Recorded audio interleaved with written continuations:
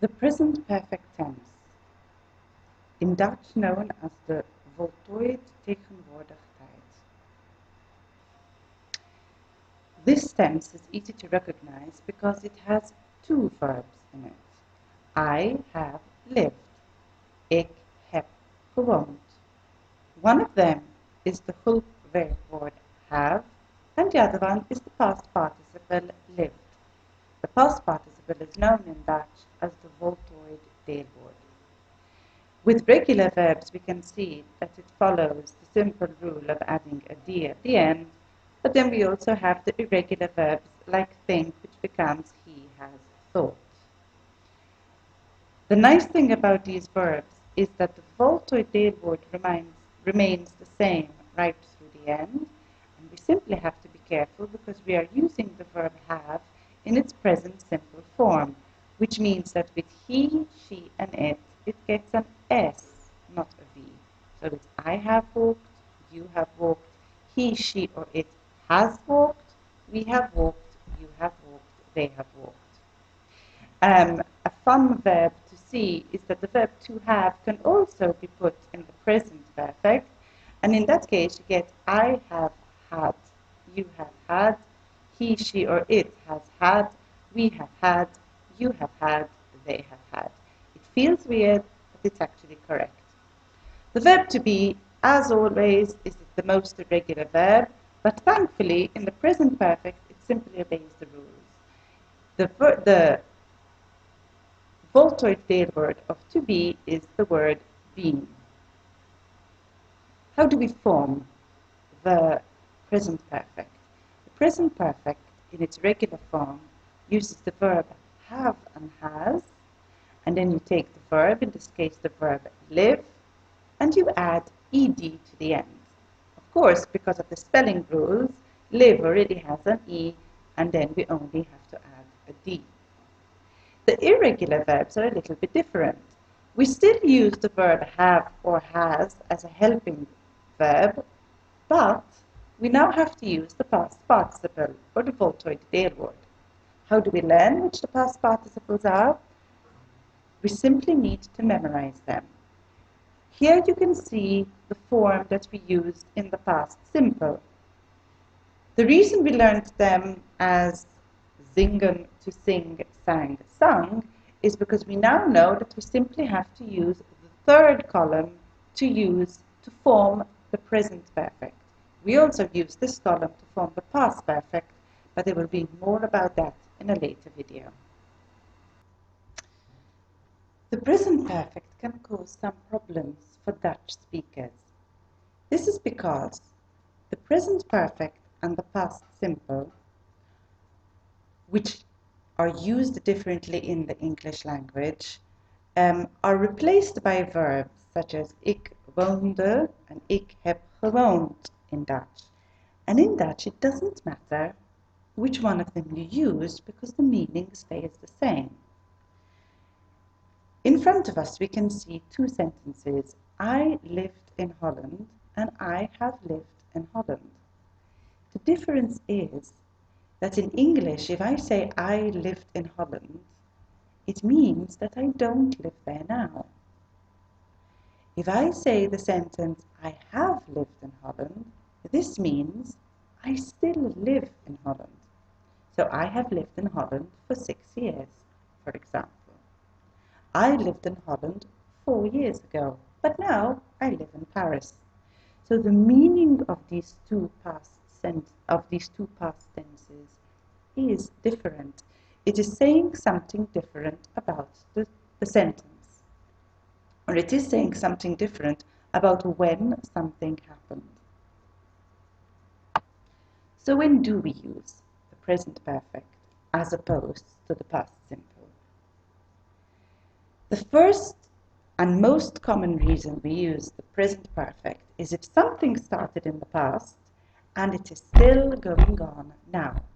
If you look at the timeline at the bottom, you can see that somebody started living in Holland, for example, in the year 2006, and they have lived there all the time until the present moment. For example, I have lived here since 2006. I have lived here for 3 years. These sentences often have the words for and since in them. The question form often starts with how long? How long have you lived there? I have lived here since 2006. I have lived here for 3 years. We also use the present perfect if something has just ended. Als iets net gebeurd is. In these cases, we often see the word just in the sentence, but unfortunately this is not always the case. Sometimes the word just is left hanging, it is implied. I have just finished my ice cream, it was delicious. I finished my food, can I have an ice cream? By telling us that in this sentence you can see that he's just finished his food. A good way to test whether this sentence is the case is to put the word just yourself and see whether the sentence still makes sense. For example, I've just finished my food. Can I have an ice cream? If it fits, then we obviously have to use the present perfect. Another use for the present perfect is if something was done in the past, but the effect is felt or seen right now. An example is cleaning. For example, I've washed the windows. And you can still see that they are clean. If they're not clean anymore, we suddenly have to use the past simple. I washed the windows, but they're dirty now. Another reason where you can use the present simple, for example, in the case of this photo, Peter has eaten an ice cream, I see. Because we can still see the ice cream on his face, the effect is still visible. This is also most often the most difficult one to recognize, so pay attention. We also use the present perfect when we see certain adverbs in the sentence. These adverbs are always, ever, never, yet, already, and we've already mentioned the word just. I have always been a good girl. Have you ever been to Paris? I have never been to Paris. I haven't been to Paris yet. I have already been to Paris. I have just come from Paris. Something to remind you, the adverbs that we can use to remember that we need to use the present perfect is the following sentence. Arthur never ever yells at Justin. The first A stands for always, never and ever are in the sentence. The Y stands for yet, the A stands for already, and the J stands for just. If you can remember that sentence, you can always remember which of these adverbs are used with the present perfect. How do we form the questions and negatives with the present perfect? Thankfully, this is quite simple, because whenever we have two verbs in an English sentence, all we have to do to create the negative is to have an inversion. So, I have walked becomes have I walked.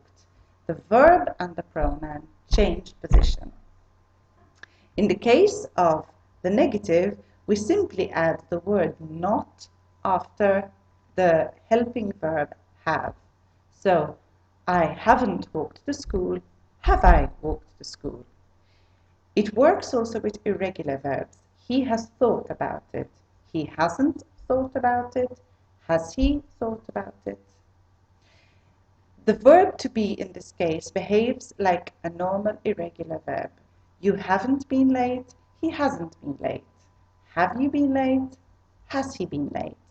So we add a not for the negative and an inversion for the question forms.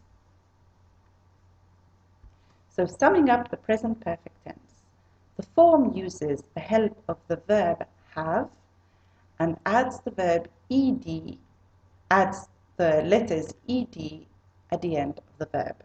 With irregular verbs, Again, we use the help of the verb have, and then we add the past participle, which is the third row in the list we have to learn. When do we use the present perfect? When something has started in the past and is still going on. When something has happened in the past and the effect is felt now. When something has just happened, and after certain adverbs.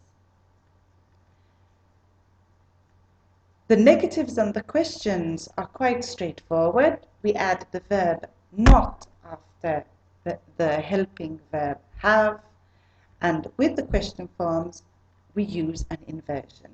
That means I have changed place and become have I. Which are the signal words for the present perfect? These are since and for, or how long, and the adverbs we have to learn in that sentence: yet, already, always, never, ever, just, and always. I now recommend that you go to the following website and test your own knowledge. Should you not get the first exercise right, make sure that you do all the practice exercises too.